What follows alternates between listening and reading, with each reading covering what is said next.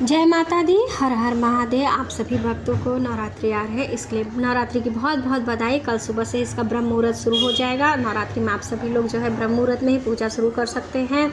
पूरा दिन जो है शुभ मुहूर्त रहेगा। आप जो है पूजा कीजिए और माँ की महिमा कृपा का लाभ उठाइए। और इसमें जो हम सुन सकते हैं जिसमें राजा ने, वैश्य ने, जो राजा सूरत था, उनका ऋषि से प्रसन्न था, तो ऋषि उन्हें यही बताते हैं कि जो संसार की स्थिति, जन्म मरण की परंपरा बनाए रखने वाली माँ भगवती की महिमा ही इसमें बताई गई है। आप सभी जो है देख सकते हैं, इसमें यही महिमा बताई गई। वही जो है संसार की, वही जो है जब प्रसन्न होती है, उन्हीं के द्वारा ये संसार चलता है। वही जो है इंसान को मोह में डाल देती, एक दूसरे के प्रति आकर्षण पैदा करती, जिसको हम मोह कहते हैं। कोई कितना भी जैसे हमारा रहता है कि इसने हमारा बुरा किया हो, जिससे प्रति जो है हमें नफ़रत आनी चाहिए, लेकिन उनकी कृपा ही रहती है कि उनकी कृपा से ही ऐसा होता है कि जो हमें उसके प्रति मोह पैदा होता है वही है। चाहे तो हमें मोह में डाल दें, चाहे तो हमें मोह से निकाल लें। वही संसार की स्थिति परंपरा बनाए रखने वाली।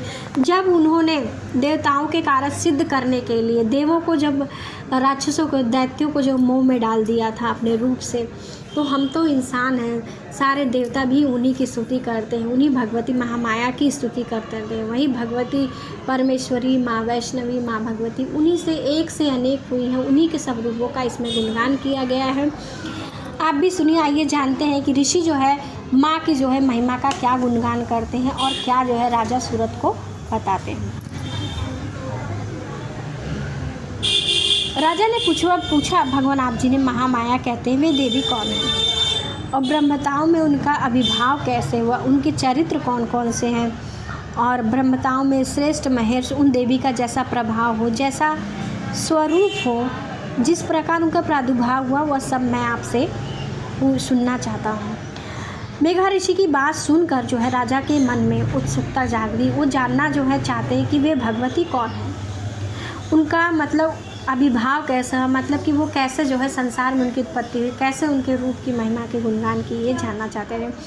और उनके जो पाठ के महिमा का जो गुणगान किया, उन्होंने कौन कौन से ऐसे कार्य किए जिसे वो सुनना चाहते थे।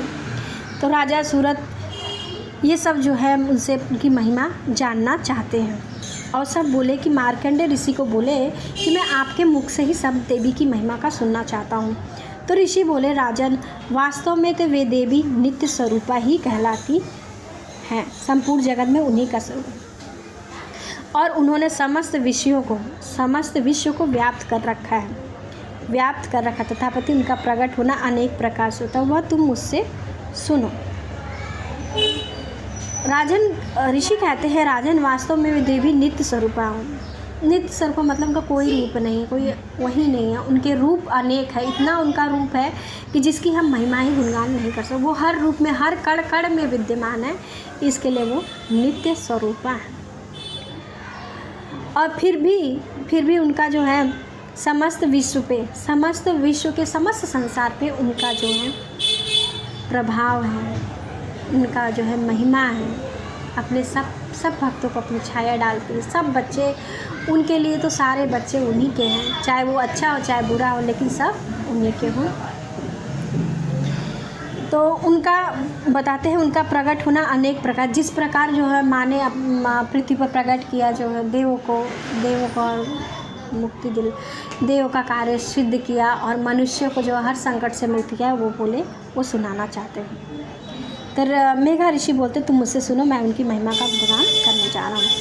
वह मुझसे सुनो, यद्यपि वे नित्य और अजन्मा है, तथापि जब देवताओं के कार्य सिद्ध करने के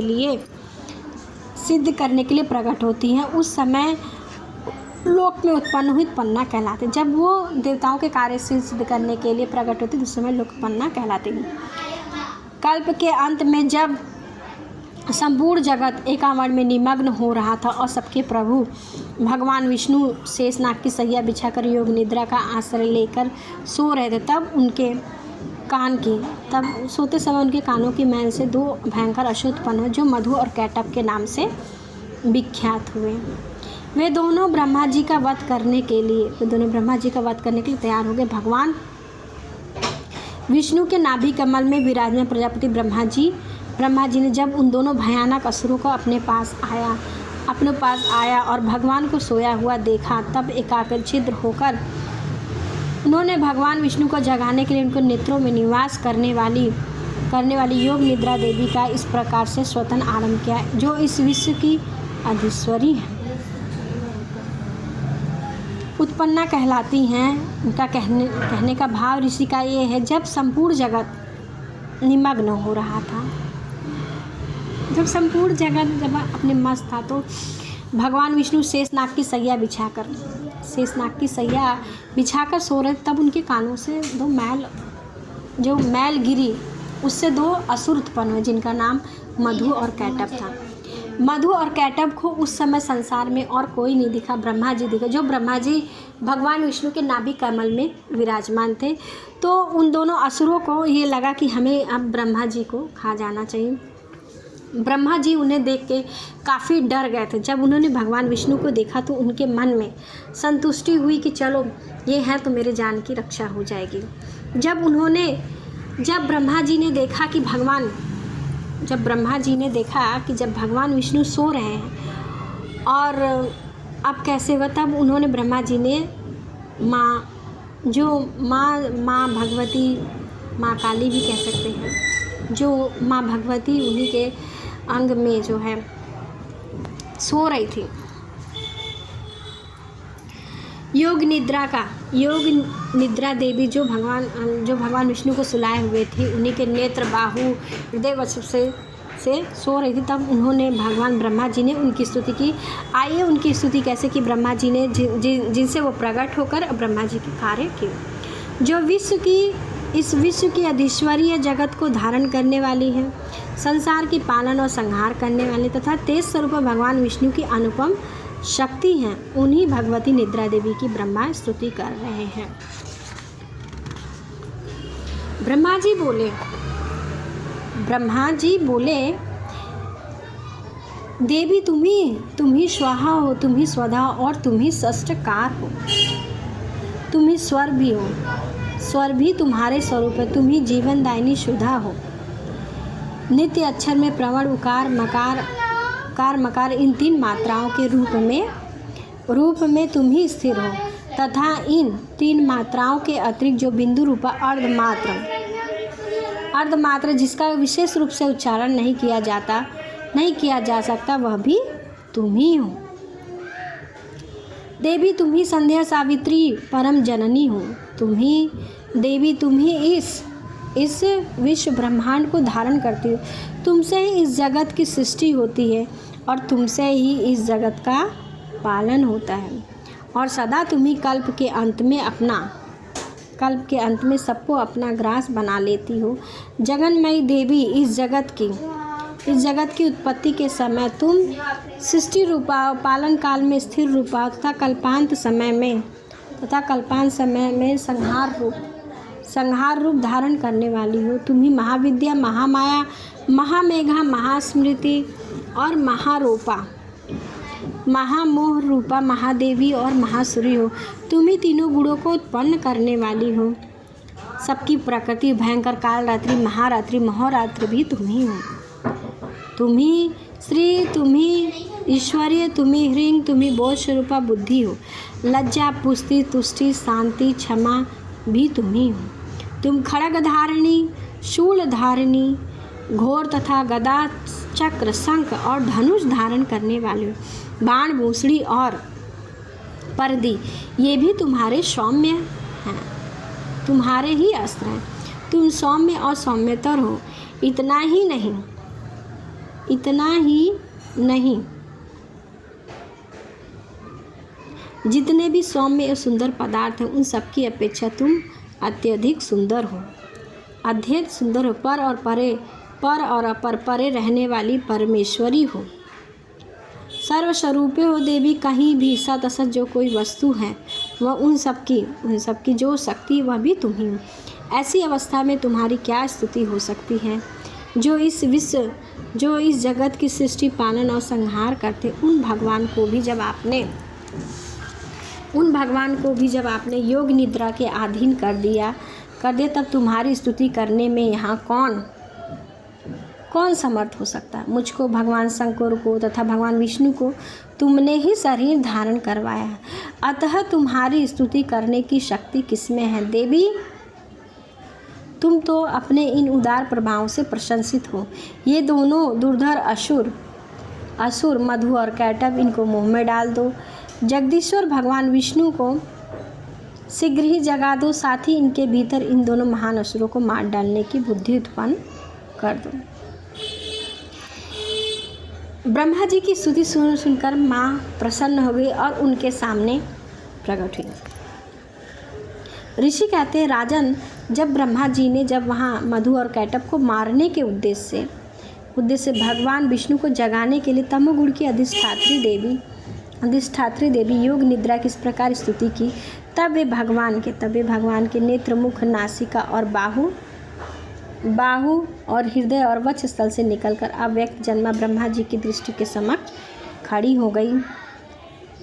योग निद्रा से मुक्त होने पर जगत के स्वामी जनार्दन भगवान जनार्दन उस एकावर्ण के जल से शेषनाग की सैया से जाग उठे। फिर उन्होंने उन दोनों असुरों को देखा। वे दुरात्मा असुर मधु और कैटभ, जो अत्यंत बलवान थे, पराक्रमी थे, क्रोध से आंखें लाल किए ब्रह्मा जी को खा जाने के लिए उद्योग कर रहे थे। तब भगवान श्री हरि ने उठकर उन दोनों के साथ 5000 तक केवल बाहु युद्ध किया और वे दोनों भी अत्यंत बल के कारण उन्मत्त हो रहे थे। इधर महामाया ने भी उन्हें मुंह में डाल रखा था, इसलिए वे भगवान विष्णु से कहने लगे, हम तुम्हारी वीरता से संतुष्ट हैं, हम लोगों से कोई वर मांगो।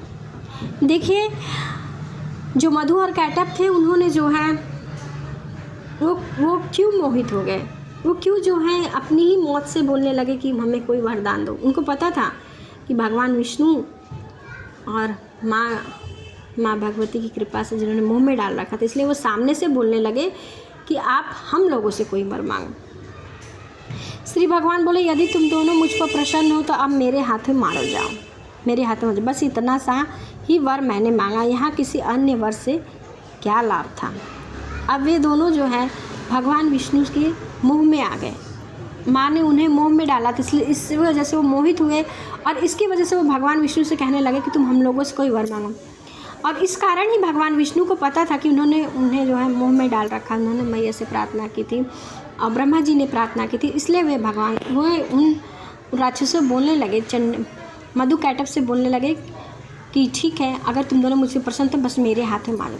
ऋषि कहते हैं, इस प्रकार धोखे में आ जाने पर जब मधु और कैटभ जो है धोखे में आ गए, तब उन्होंने संपूर्ण जगत में जल ही जल देखा। तब कमलनयन भगवान से कहा, जहाँ पृथ्वी जल में डूबी ना हो, जहाँ सूखा स्थान हो, वही हमारा वध करो। तब वे भगवान से कहने लगे, मधु और कैटभ, क्योंकि उनके पूरे संसार में, पूरे पृथ्वी पर तब संसार का उजागर नहीं हुआ, तब पूरी पृथ्वी पर उन्हें जल ही जल दिखाई दिया। इसके वजह से जो है वो भगवान विष्णु से कहने लगे, जहाँ पृथ्वी जल में डूबी ना हो, हमारा वध करो। क्योंकि वो जानते थे कि ऐसा कोई सूखा स्थान नहीं है कि जहाँ पे जो है हमारा वध हो सके, इसलिए उन्होंने ऐसा वर मांगा। ऋषि कहते हैं, तब तथास्तु कहकर शंख, चक्र और गदा धारण करने वाले भगवान ने उन दोनों के मस्तक अपनी जांघा पर रखकर चक्र से काट डाला।